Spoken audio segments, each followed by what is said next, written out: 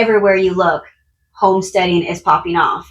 YouTube, TikTok, Instagram, Facebook. You have all these people buying chickens, making homemade bread, learning all these homesteading skills from the past that have been lost over just decades. Today I'm going to share why homesteading is so important, why more people are choosing it, and why you should too, and how you can, even if you work full-time or have kids. Food security. I feel like that is a big one, especially after the whole 2020 fiasco. People came to realize that they didn't want to be relying on the grocery store. They wanted to take that power back. They wanted to be able to rely on themselves, and they were determined to figure out how to do it.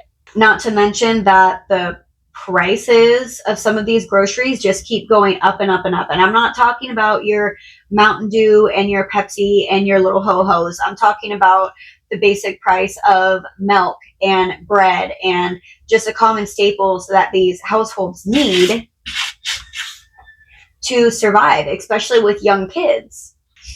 It's also becoming more well known how much the FDA is full of shit. And there are so many things that they allow into our food, into these processing plants, that simply just should not be allowed to. Like, they should be banned. They should be illegal. And in fact, there are a lot of things that are illegal in Europe that the FDA deems acceptable for us to consume on a daily basis.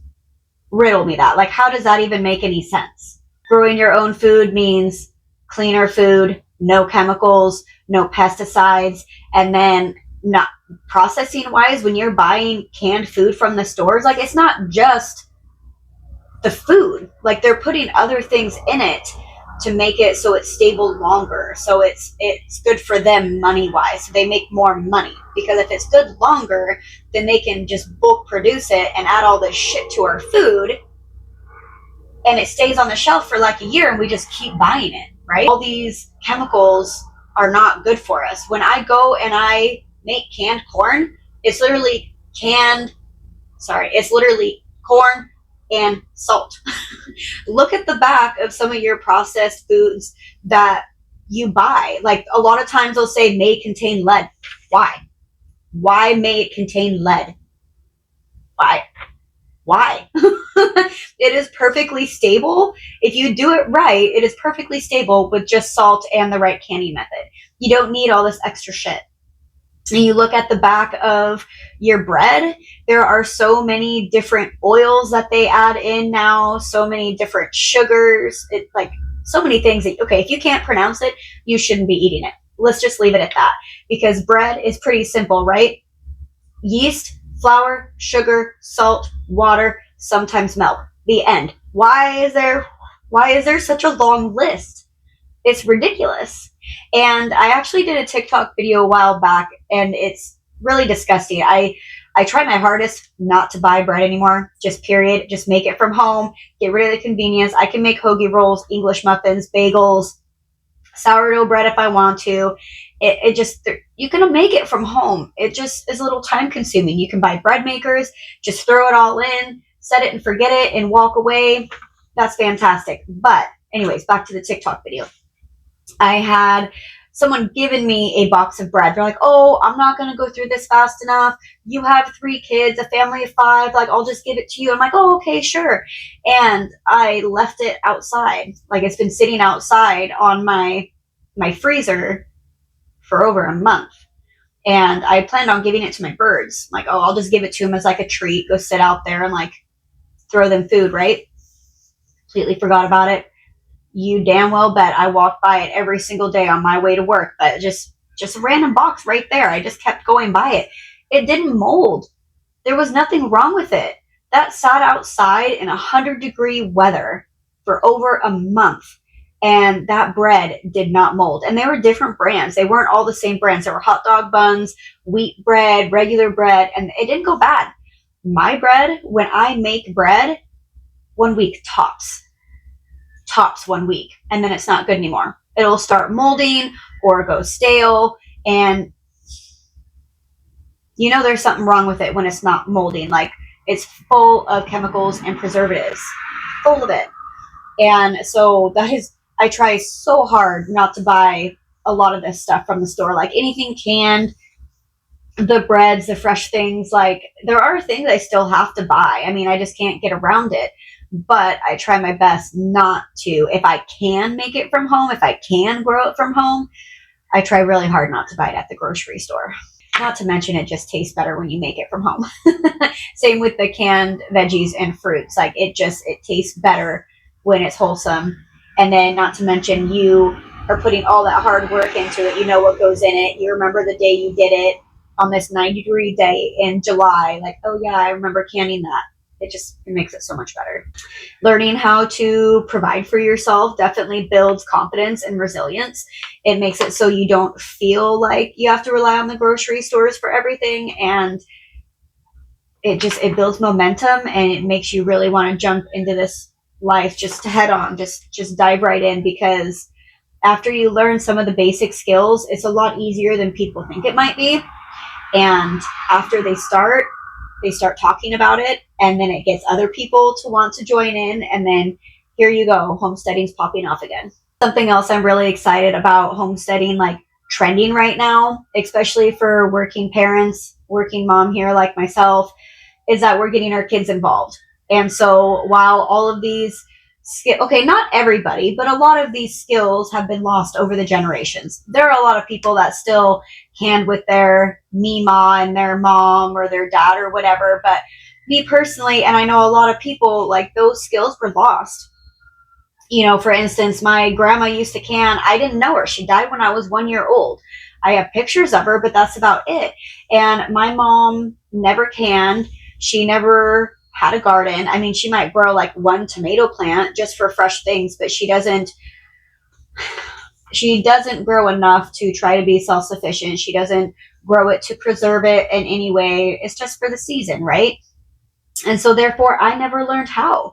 So all these skills have been lost over generations, but now that everyone is getting back into it, we are going to be able to teach our children, and our children will teach their children, and maybe in a few generations we won't be as lost as we are right now.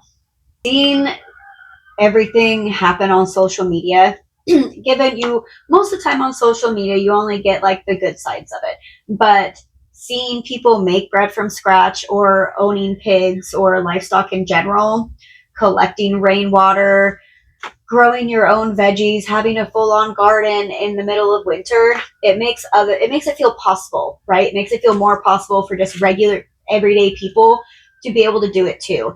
And I think that's helpful, because sometimes we need that extra boost to really get us chugging along.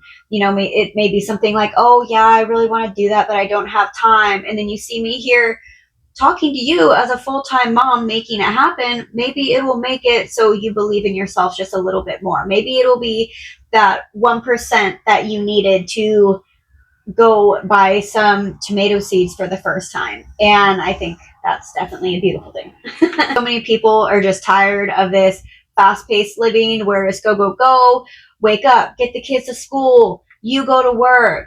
You know, okay, is the babysitter getting the kids? Do you get off work at a certain time? Okay, get home, do the dishes, do dinner, laundry, get the kids in the bath, it's time for bed. Like, it's just go, go, go. And if they're in sports, oh buddy, you're going even faster. It gets so overwhelming doing the same thing over and over and over when it's something so mundane that does nothing for you. You know, I feel like, me personally, getting up in the morning to go do chores is an everyday occurrence, right? I have all these lives depending on me, and it's my responsibility to make sure they have food and water, that none of them are hurt. And if they're hurt, it's my job to take care of them. And I don't really feel it like it's not a chore for me anymore. Like, I take care of them and they take care of me, and that's just how I see it. It's not really a burden anymore. And that may just be my own personal thought process, I guess, but it's not like going to work every day. Like, yeah, I'm making money, but I don't quite feel the same in my heart, if that makes sense. After taking care of my animals all day versus going to work, it feels a little bit different at the end of the day, if you know what I mean. There are so many benefits to homesteading that everyone's wanting to do it, right? So, and I'm here not coaching. I don't do coaching, but I'm here trying to teach people all the different aspects of homesteading and doing a mindset shift, getting people to realize that yes, you can still do it from home no matter where you live. You can live in an apartment, you can live in town, you can have 5 acres of property, you can still homestead. You can from an apartment, you can still grow tomatoes from an apartment balcony, you can still do a compost in an apartment or a condo. There are still so many things that you can do if you don't have property. And so that makes it so that even people in suburban areas are jumping into this homesteading trend. And like I said, I hope it sticks around. I hope that it's not just a trend, because there are so many positive aspects coming out of this. You know, people getting away from the store-bought foods and being more reliant, building their self-confidence, getting back with nature, being able to ground a little bit more, and knowing what they're putting into their body, because it makes a really big difference. Instead of just going to the store and buying some ho-hos and shoving them in your face, like, you are growing this food, you are tending this food, and you're preserving this food for you and your family, and it gives you a whole different outlook on the things that you put inside your body. So it's healthier. Eventually you save money. You know, at the beginning there can be some cost investments if you don't have anything, but I'm really big on repurposing and DIYing, so I definitely have some tips and tricks for you to save money with just starting out. You know, it's eco-friendly. You have the social aspect of it. You have all these people making sourdough, and then they're taking their sourdough with them to like birthday parties to do their stretch and folds. That's a crazy amount of commitment, but I'm here for it. Another great thing about homesteading is that, besides the fact that you can do it no matter where you are or with what you have, that you can do as much or as little as you want to. You can just bake bread. You can just make jam. Maybe you want to have a couple hens in your backyard for some fresh eggs. That's okay. Like, you don't have to do everything. Like, you get to pick and choose what you want to do. And it's as much self-reliance as you want it to be. For me, you know, this started with wanting to live more off the land, to be more connected with the land. And now I'm turning this into a full-fledged, like, I want to teach other people how to do this. So there's definitely opportunities out there, besides all the different animals that you can own and raise. Oh, the gardening, you know, there's so many different things to gardening that you can do too. You can grow in the winter, you can do microgreens, you can do sprouts.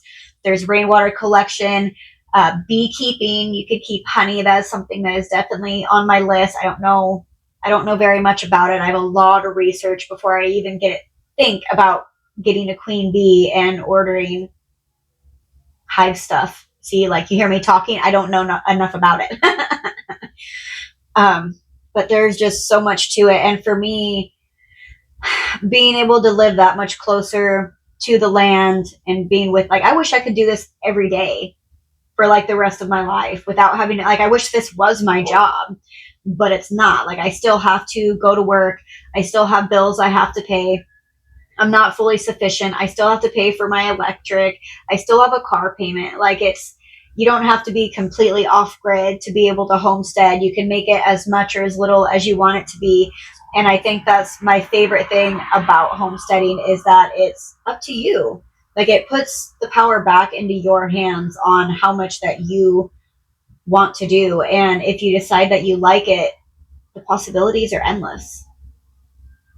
Homesteading is definitely more than just a trend, but I am here for it, and I'm here to tell you that you can do it too. Whether or not, if you have 1 acre, 5 acres, or no acres, you can still start today. What is your main reason for wanting to homestead? Tell me in the comments. I want to know. If you're worried about your mindset, go on over to my blog, where I have an upcoming mini course to help you get that mindset shift right, so you're successful in your first homesteading journey. And I also have tons of free articles and free printables over there too, all about homesteading, and a little bit about just my personal life as well. Thanks, and I'll see you guys next time.